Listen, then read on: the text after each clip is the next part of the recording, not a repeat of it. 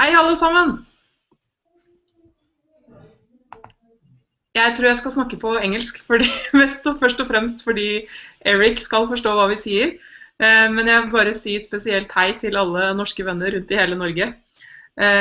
I'm going to switch to English, Erik, so you can understand what I'm saying. Welcome to this Google Hangout, everyone. I am Maria, one of the founders and partners in Elevate. And with me here is Erik my business partner and boyfriend. And today we are online with international entrepreneur Erik Edmeades. And as you may know, Erik will be coming to Norway and Sweden from 22nd to 27th of September. And we thought it would be a good idea to interview him now so that you can get an impression of what to expect from his events. And just to mention that, Erik will be doing Tromsø 22nd September, Oslo 23rd September, Gothenburg 24th September, Trondheim 25th September, Bergen 26th September, and Stavanger 27th September. I'm getting tired just hearing all those dates. Sorry? I'm getting tired just hearing all the dates. Yeah. That's what I thought. I'm going to give you a link later so you can register for one of these if you want to. And before I start the interview, you have said hi already, Erik, but I want to say that I'm really excited that Erik is coming back to Norway because he's really an excellent speaker. And we just, before we came online, he just spoke about how he had done in Stockholm yesterday. And we have now a lot of people, both in Sweden and Norway, who has gone to Erik's programs, Business Freedom Experience, Business Freedom Workshops, and they have totally turned their businesses around because of what they've learned from Erik. Erik's talks are always entertaining and funny, but more than that, he always provides really great and practical information.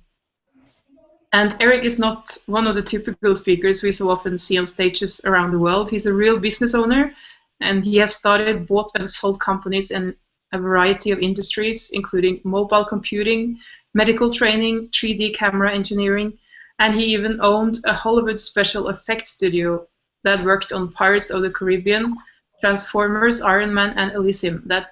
I think that's really cool. So that said, I'm really excited to welcome you, Erik, to the interview. Thank you very much. Thank you very much. It's always a pleasure to be with you guys. I'm really glad it worked out. I think I mentioned my flight was late, and we just got here in time for the interview, so I'm glad we're here. Me too.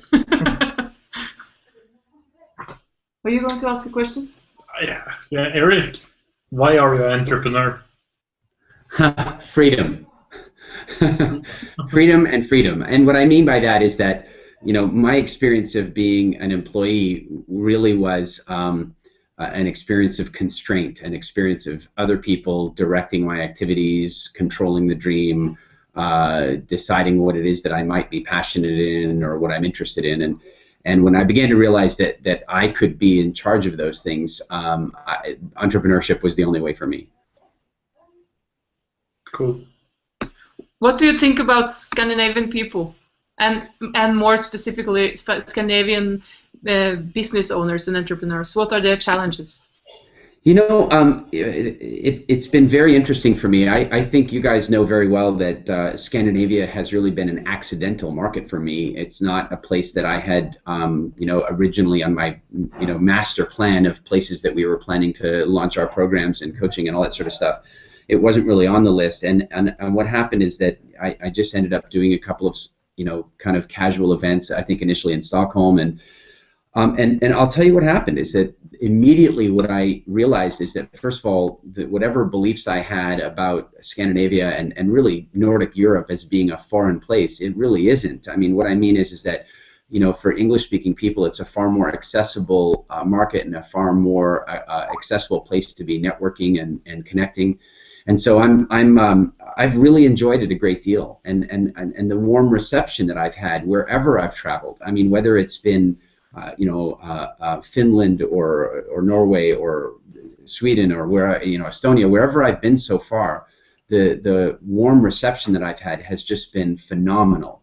So and I think you guys know this at this point. I mean, if we kind of think of that whole Scandinavian, Nordic, Baltic region, is now really the biggest market for me in 2014, and probably will be again in 2015, because we're having so much fun that we just keep coming back to there. So I really like it a lot.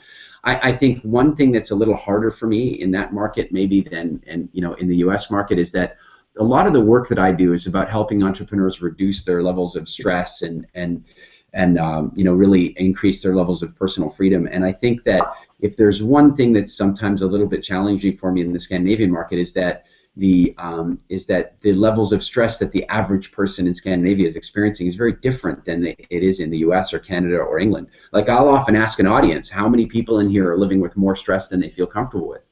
If I ask that question in America, it's like 90% of the audience. When I ask that question in Scandinavia, it's like half. And so at first when I got there, I thought, well, maybe there's not a lot of work to be done here. Maybe people here really kind of have it figured out. But then as I really got to know people, I got to realize that the reason they don't have so much stress is that fundamentally they're happy people.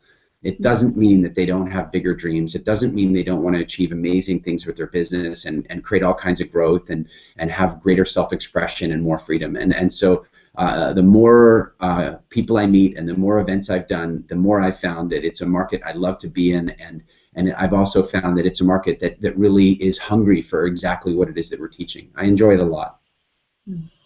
What do you see as our biggest challenges, or business owners and entrepreneurs' biggest challenges here? There are many, but I'll focus on two for now. One is something I'm often joking about it, but it's the law of Janta.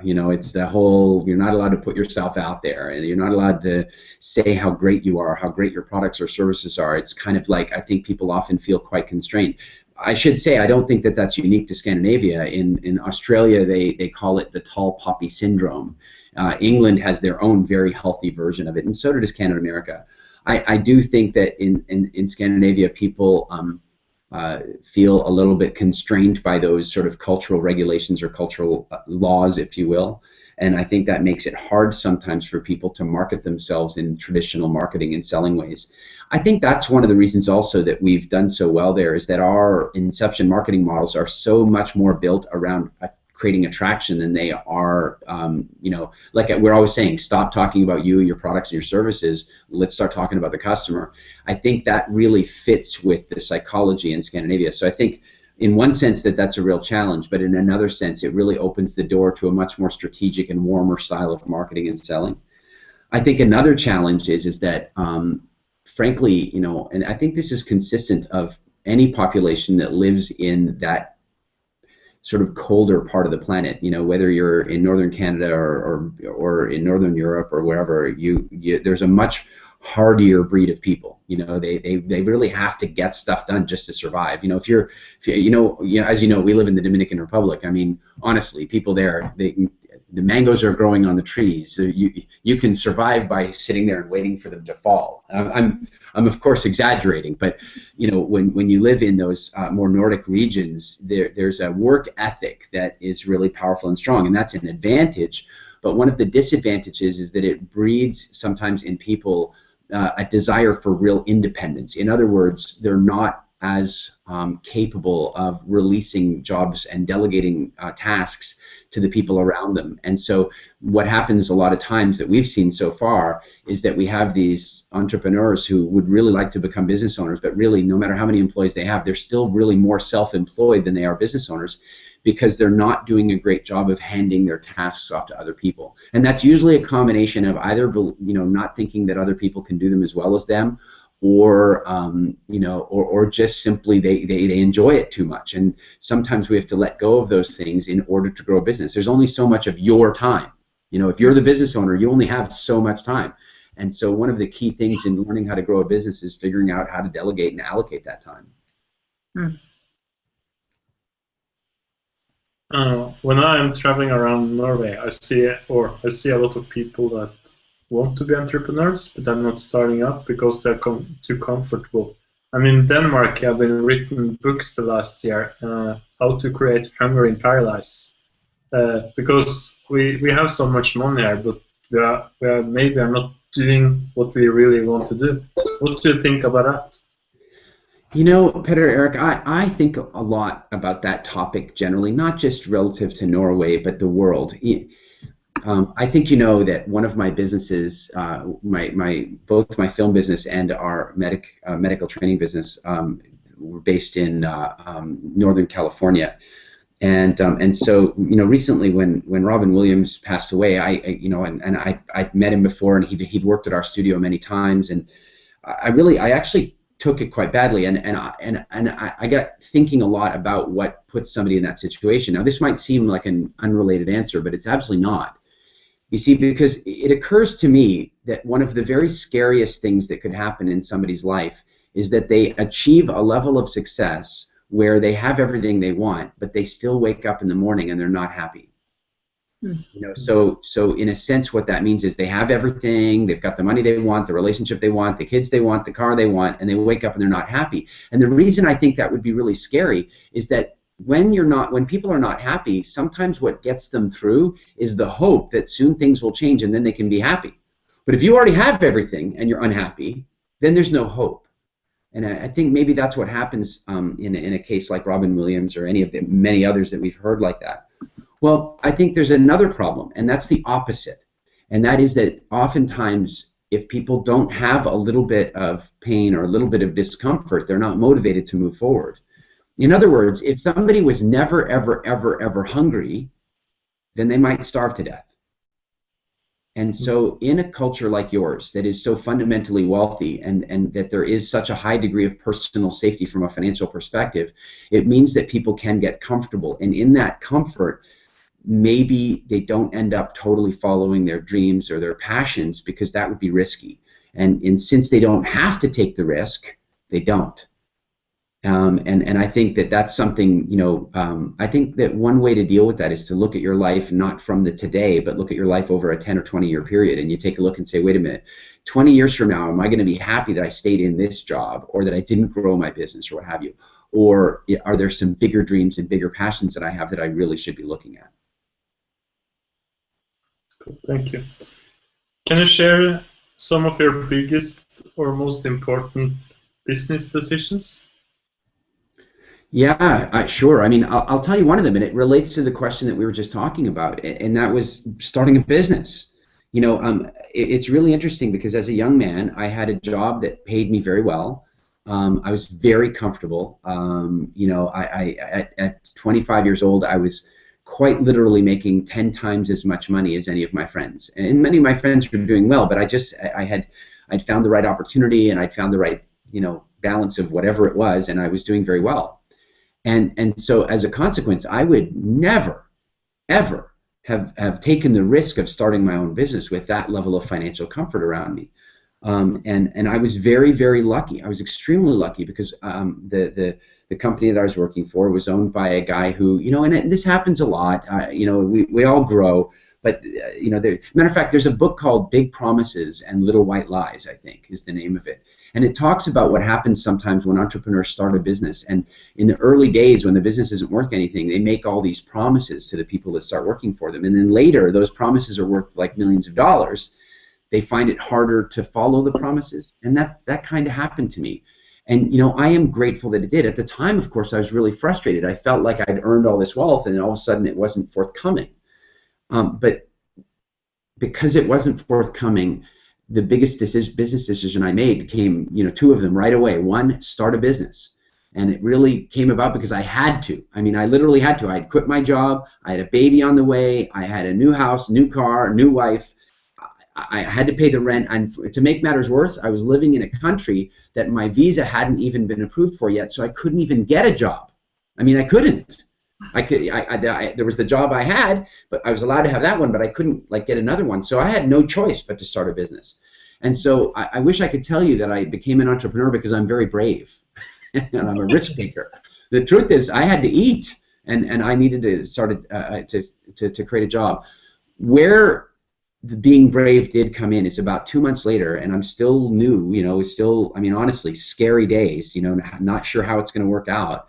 And a competitor of my old boss called me, and they offered me a job, and the job was going to pay about £90,000 or close to almost $200,000 a year in salary plus a nice car. And I'm like 27 years old. I'm like, holy cow, what a great job offer! And I went home and I was thinking, this is fantastic. And then I said no. And I don't know how I did it. Many times, in fact, in the weeks that would come, I regretted it that I said no.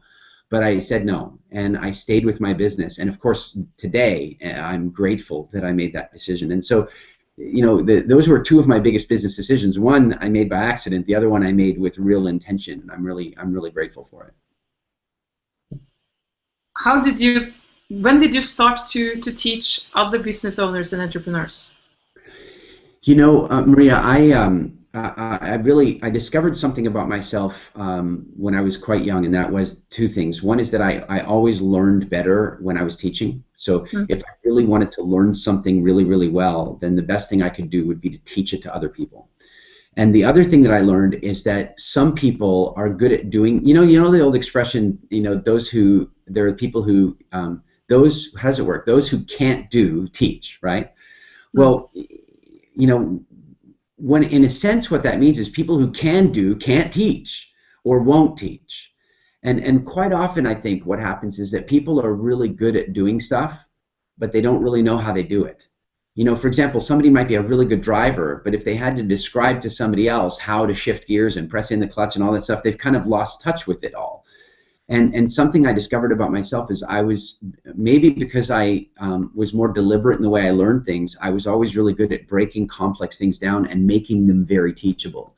And so between noticing that skill and noticing that I learned better when I taught stuff, I started teaching things immediately. Like if I listened to a tape about something, immediately I'd want to teach it to people. If I was reading a book, I was teaching things from that book before I finished the book.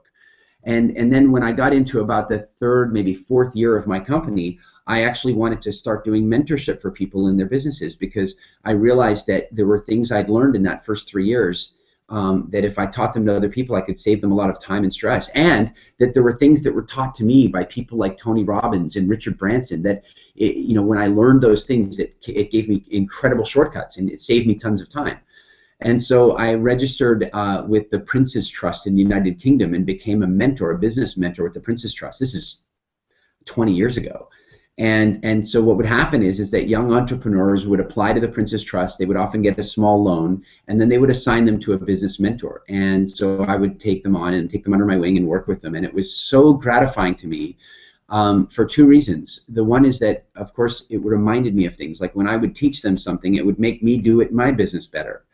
But it also reminded me of the gratitude of how far my business had come, and you know, like wow, these early days are really tough. And anyway, so I just really enjoyed being a mentor and teaching people and playing that role. Sorry, Eric, we had a little bit of internet breakdown here, but we're back. Well, you know what? One more point on that, because you know we're talking about you know, when did I decide to get into teaching and mentoring? I've done it again recently. So obviously, professionally, I do a lot of business mentoring and consulting and seminars and that kind of stuff. But I also like to give back. You know, so we have occasionally taken on scholarship clients that I've done some work with here and there. But Virgin, and I'm a big Richard Branson fan and have been for years. And you know, I'm really grateful I got to meet him and tell him that. They started something called Virgin Startup, and so now again I'm registered as a mentor with them to do some just pro bono mentoring of some of the new young startups for those companies. And I want to tell you, no matter what stage of business you're in, there are two things that you should be doing. One is having a mentor. You should have a coach or a mentor or somebody who's supporting you in your business, and the other one you should be doing is being a mentor. And so you should be having a mentor who's already achieved what you want to achieve and more, and then you should be doing some mentorship for somebody who's earlier in the game than you are. And I think by having both of those relationships, you create some real magic. You know, Erik, you have talked a lot about Inception marketing, and your concept was your own concept. Can you please tell the listeners today how you can help them with Inception marketing? Yeah, for sure. I mean, first thing, I have to say this about Inception marketing. It is something that we developed, and it's something we're very proud of. And like so many great things, I can't suggest that every aspect of it was original out of my head. I mean, I've been inspired by people like, Chet Holmes and Jay Abraham and Brendan Burchard and many other marketing gurus that over the years I've been collecting things.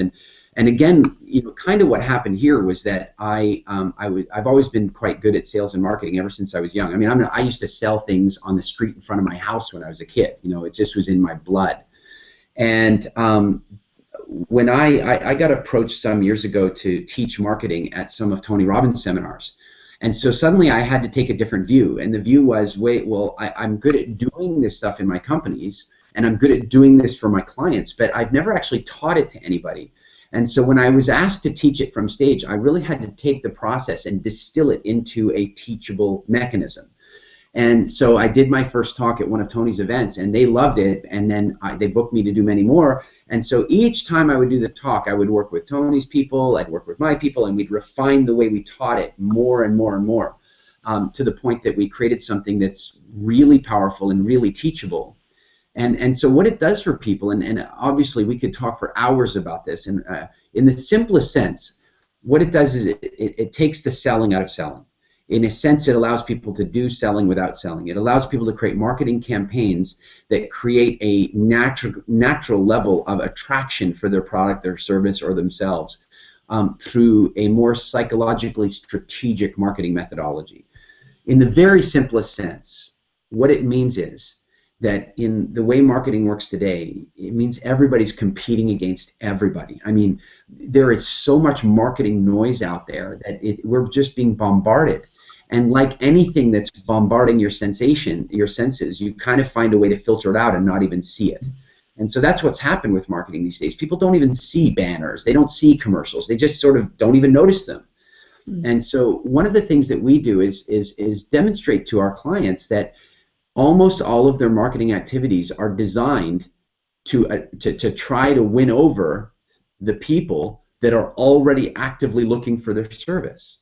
Now think about that. Only the very smallest percentage of the population is already ready to buy what you're selling. I mean, whether you sell coaching services, cell phones, cars, houses, whatever your business is, only the smallest percentage of the population is trying to buy that service today.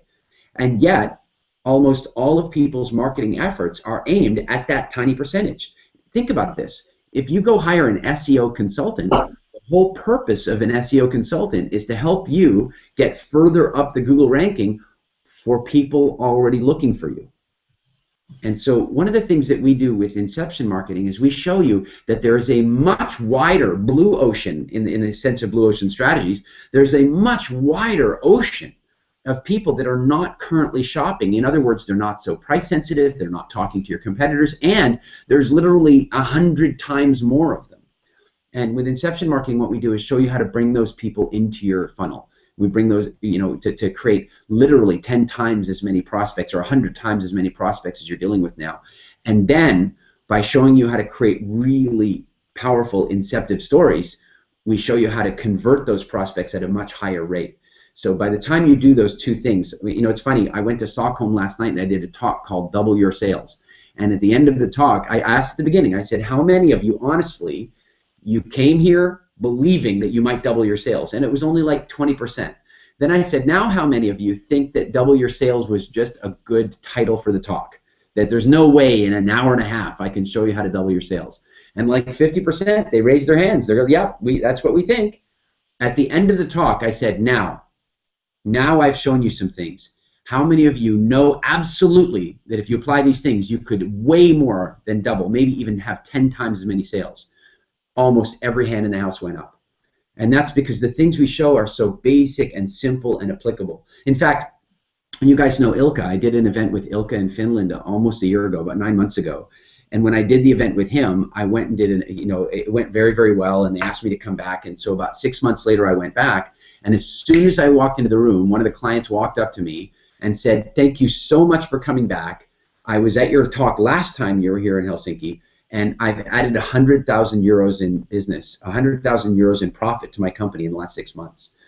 Just walked up and said it to me. He's never been to one of our seminars, never hired us for consulting, just came to an evening talk and took action on what we taught and added 100,000 euros. So we're going to give people, all through this tour over this next month, we're going to give people some very, very practical steps on how to increase their sales. Can you say a little bit more about what you will be giving during these business freedom workshops? Sure. It's really at the very highest level. At the very highest level, my mission is around helping people attain freedom in their businesses. So what happens for so many people is they start a company, and most people start a company after quitting, a job or something. And they start the company, and immediately when they start it, they feel all kinds of freedom. They're designing business cards and getting their website, and they feel very proud that they're now an entrepreneur. And then reality comes in, and they suddenly realize that being an entrepreneur means that you don't have one job, you have like 10 or 15 or 20 jobs. And most entrepreneurs never actually break out of that cycle, even as they grow their company. And it's almost like the more people they hire, the busier they get. And what I want to show you, and what we will show people, is that there are some very simple, fundamental things that you can do that mean that as you grow your business, you start creating more and more time for yourself. I woke up one day in my company after about 5 years, and I realized I didn't have to go to work that day, or the next day, or the next day. And that was such a freeing feeling. And by the way, you think about it, like I sold that business about 3 years later. How hard is it to sell a business if you still have to be there? It's really difficult. Or you have to commit to staying with the company. Well, then what's the point in selling it? Because you're just an employee. So a big part of what we'll be focusing on is showing people some of the very logical and step-by-step things they can do to increase their level of freedom in their business. For example, I think you guys have seen me talk about business icebergs. That's one of the things we're going to be working on, is business icebergs, the massive unknown below the surface threats that are out there in the world that we don't know about until they hit our business. And the joke of it is there's some very simple mastermind processes that you can go through with other entrepreneurs that can help you prepare your business for those things so you don't feel threatened by them. And remember, we're talking about changes in competition or changes in technology or changes in legislation. Like when the compact disc comes out, that's a huge business iceberg for the vinyl record industry. When Google comes out, that's a huge business iceberg for Yahoo. And those things exist at a very high level, but they also exist at a very low level. Like, for example, think about all the little companies that were trying to make money with social media, classmates.com, we'll help you connect with all your classmates, and you pay a fee, and boom, Facebook comes. Those businesses are gone. And so one of the things that's really important is to begin to understand what are the possible threats for your business, and what are the things you can do right now to, first of all, be ready when they happen, and secondly, take advantage of them. Because sometimes just having some advance notice about what those things are. I mean, one of my favorite examples is Richard Branson. He writes about this in his book, was offered MP3 technology, compressed music. He was offered the opportunity to work with it. And he didn't really see the opportunity, and he said no. And of course, that iceberg ended up, first of all, being a complete industry killer. I mean, it wiped out physical music, the CDs, records, tapes, gone. But also, it was a huge opportunity, and almost every business iceberg is. And if he had been in a position to say yes, if he'd understood that iceberg at that time, maybe we'd all be buying our music from Virgin instead of from Apple. Who knows? So that's one core area that we will be focusing on, is business freedom. How do you create a business that you own and that doesn't own you? And then part of that, and this is really so simple, is that people so often feel constrained by sales. It's like they spend so much time thinking, where's the next customer coming from? How can I bring in more revenue? Why do I keep having to lower my price to win more business? And when we show you Inception marketing, that's going to come to an end for you. We had a guy stand up. I didn't even recognize him from the back of the room in Stockholm last night. And he in the last year, since he came to Business Freedom, in the last year he's grown his business 8 times. 8 times the revenue. Because he realized that revenue is not the mystery in business. The mystery in business is what to do with that revenue, how to hire the right people, how to grow your business, how to build the right business systems. But if you're still focused on that simple mystery of how to create more sales, it'll be very hard to grow your company. And so we'll show people how to do that. Cool. What about the people who have seen you before? Why should they come back? Yes. Well, I'll tell you there's 2 reasons. The one is, obviously, if you've seen me more than once, you know that I don't repeat a lot of things. In other words, I might tell a similar story or teach a similar thing, but I usually do it differently. And that's really valuable. It's one of the reasons that I enjoy teaching so much, because I think sometimes people learn best if you give them, if you teach them the same lesson 2 or 3 different ways. So I don't tend to be incredibly repetitive. The other thing is that you know, as Tony Robbins always says, repetition is the mother of skill. I'm always impressed.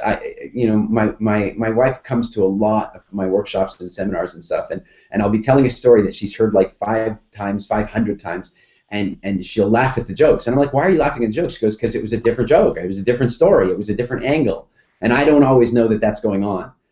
So even if there is some, you know, repeat information, it's valuable repeat information. I mean, let me put it this way. If you've come to one of my talks and you've not figured out how to double your sales yet, it's probably because either you didn't take action yet, or because you didn't fully understand, and maybe this time we'll take it another step further.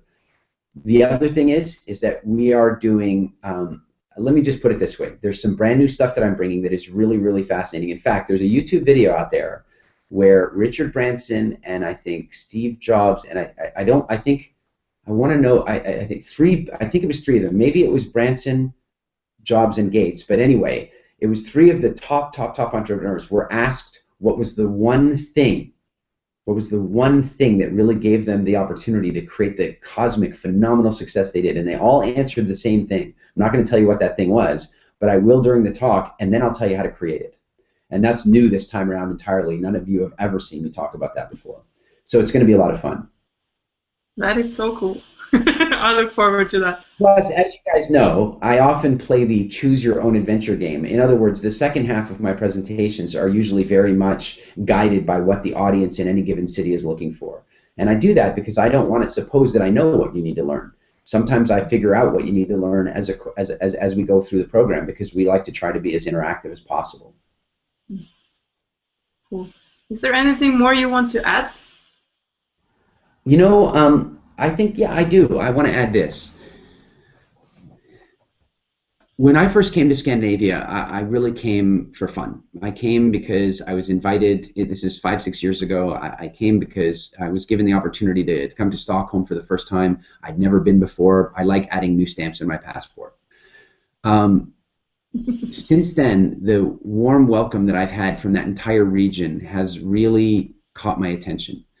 And so not only, I mean, as you guys know, because you've been responsible for a huge amount of what I've done in Scandinavia over the last year, I dedicate a matter of fact, we figured out the other day, I spent as much time in Scandinavia last year as I did at home.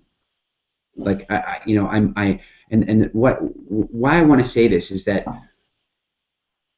the things that we're going to be doing with business freedom in Scandinavia around teaching people business freedom, empowering coaches to teach business freedom, we're going to create a community around this. This is going to be a business freedom movement in Scandinavia. We're really going to change the way entrepreneurship works in these countries. And I am really keen to get there and connect with people, meet with them, find out what's going on for them, so we really know what tools we should be bringing, what exactly they're looking for from us, so that we can do the very best job we can. So this is not a one-way, you come to the talk and simply listen to me. These are going to be conversations. I want to connect with people in all these cities that we're going to be to. I think we're doing 19 events in 16 cities in 8 different countries, and so you can imagine the amount of travel that I'm going to do to make this happen. And so, you know, for everybody else, what I want to say is I think that it's going to be a lot easier for you to get to the event with me than it is for me to get to the event with you. So I'm really hoping that you will come. If there has ever been a day where let's say you're already in business, if there's ever been a day where you've thought, you know, how do I get more sales? Why is this taking me so long? Why am I working so hard? Why do I not get to spend more time with my family? Why is my health suffering? Why is this not so much fun? If you've ever had those days, please join me, because I can tell you something, that life for me is all about fun, and that's what business is supposed to be. Business is supposed to enhance the quality of your life, not detract from it. Entrepreneurship is not supposed to be some sort of advanced form of slavery. It is truly supposed to be about freedom, and I want to help you to get there if you're not currently having that. If, on the other hand, you have not yet started a business and you're thinking about it, the first thing I want to say to you is don't do it. Now, having said that, here's why. Because most businesses will fail. 4 out of 5 businesses won't make it to 5 years. So when I say don't, what I mean is don't do it unless you're going to get some really powerful mentorship. And that doesn't have to be from me. It's just that right now you've got the opportunity that it could be from me. Whoever you go to for business mentorship, marketing advice, and so on, it's really simple. Make sure they're really an entrepreneur. You know, there are so many business speakers out there that are speaking from a book. You know, whether it's me or somebody like Keith Cunningham or there's Michael Gerber, there are some business speakers out there that have done a great job in the business world. You want to learn from them. Read everything that Richard Branson writes about business, for example. And so if you are thinking of starting a business, this is a great opportunity for you to lay some fabulous groundwork so that you never have to fall into the trap of entrepreneurial slavery. You can actually start the way you want your business to carry on. So that's my message. I'm hoping that I'll get to connect with you. We are gonna do some really, really great things.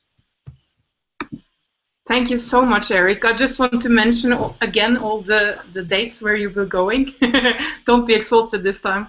We're going to Tromsø, 22nd September, Oslo, 23rd of September, Gothenburg, 24th September, Trondheim, 25th of September, Bergen, 26th, and Stavanger's 27th.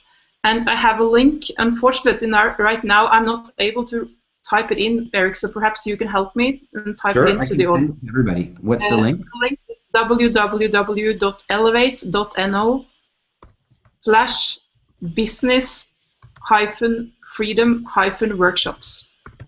So it's, you want to repeat it? It's going to open a browser for everybody right now. Boom. That should open a browser on your desktop that takes you right to the Elevate page.